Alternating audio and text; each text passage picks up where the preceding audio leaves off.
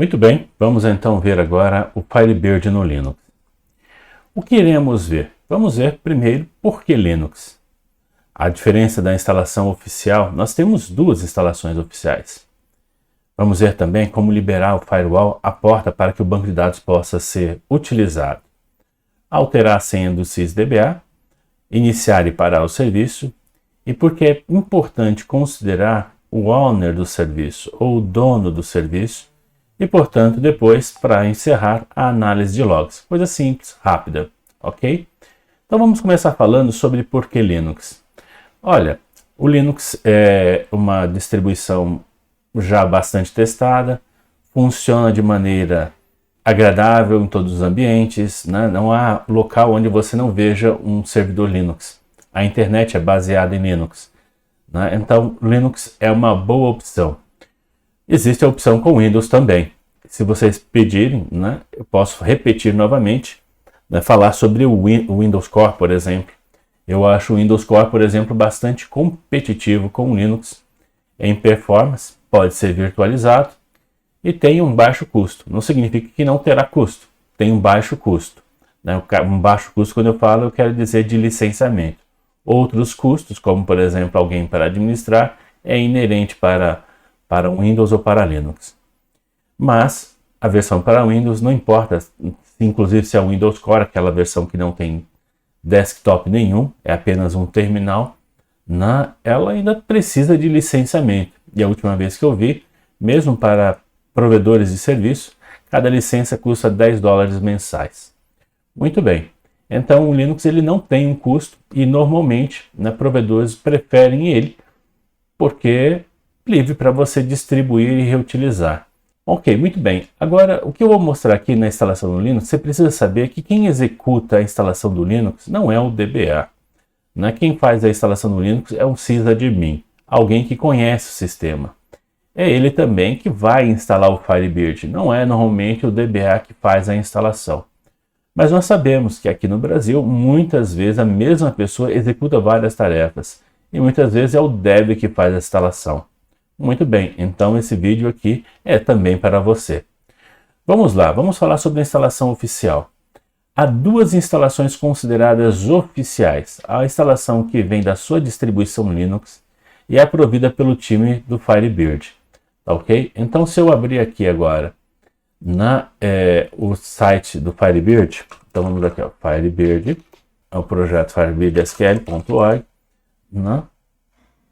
E aí você vem aqui e você vê que existe uma versão para baixar e instalar. A versão mais recente é a versão 4, é a que nós recomendamos, que saiu em agosto de 2022, tá ok? O último release, tá bom? Existe também a versão 3.0, que continua sendo mantido, tendo atualizações e recebeu atualizações até o dia 8 de junho de 2022. Então, neste vídeo, nós vamos instalar a versão 4.0 que vem aqui deste site. Qual é a diferença entre instalar aqui e a instalação que vem diretamente da distro? Vamos lá. Quando você instala da distro, se você estiver falando, por exemplo, de um Debian, você vai usar ferramentas como apt para fazer a instalação. Então, se tem no repositório, você instala e acabou. Você vai colocar lá apt install Firebird SQL-4.0 ou 3.0. E ele vai se encarregar de tudo e instala. Se tiver outro serviço dependente como RPC, XNet, Firewall, ele reconfigura para o Firebird poder funcionar direitinho. Tá bom? Você não tem que fazer nada. Então é uma instalação de zero administração. Não tem dificuldade nenhuma. Mas qual é o problema de usar esse método? Usar uma versão que está no repositório de sua distribuição, você precisa entender que aquela versão ela precisa ser mantida. Existe um mantenedor que mantém esse pacote. Então, se por exemplo for do Debian, por exemplo, existe um mantenedor oficial daquela versão do Firebird e ele trata de saber quando ele vai lançar a versão 3, a versão 4, as atualizações. É o mantenedor que mantém isso. Se você usar uma versão comercial, como por exemplo o Ubuntu Server, tem a versão livre, tem a versão comercial, você tem que saber que as atualizações de segurança e as atualizações de versão também existe um mantenedor. né, e ele mantém essas versões, é ele quem decide quando aplicá-las. Igualmente no Red Hat, né, há uma Linux, que é um clone do Red Hat, né, CentOS, que não existe mais, mas algumas pessoas ainda continuam a utilizar. Né, então é isso. Então a versão que vem do repositório, ela é fina, rápida, né, no entanto, você depende do mantenedor para ter as próximas versões. Quando eu fui instalar o ano passado, por exemplo, no sistema Debian, por exemplo, só tinha a versão 3.0 do Firebird. A versão 4.0 ainda não estava nos repositórios. Então, esse é o problema quando você tem uma distribuição dependente, né, de um mantenedor. Tá ok? A versão que vem aqui no site, né, por outro lado, você baixa e atualiza quando você quiser. Você é o seu próprio administrador. Ela tem algumas desvantagens, como por exemplo, se você tiver que instalar, você tem que saber os comandos de Linux para poder resolver dependências caso elas existam. Além disso, se tiver firewall para ser configurado, você vai ter que configurar o firewall. Se tiver um XNetD para configurar, você tem que configurar. Então, as versões instaladas por fora do sistema de empacotamento da sua distro têm que ser resolvidas por você mesmo. Você é o próprio mantenedor da versão que você usa. Alguns acham isso ruim, de fato dá um pouquinho mais de trabalho, mas em compensação você tem um controle, né, do que vai ou que não vai.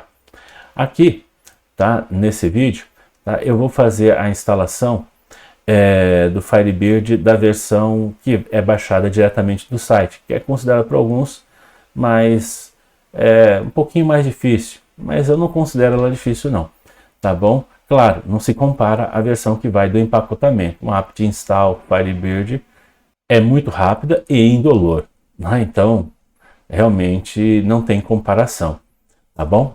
No entanto, vamos então para a instalação oficial. Vamos aí brincar em como liberar o firewall, tá bom?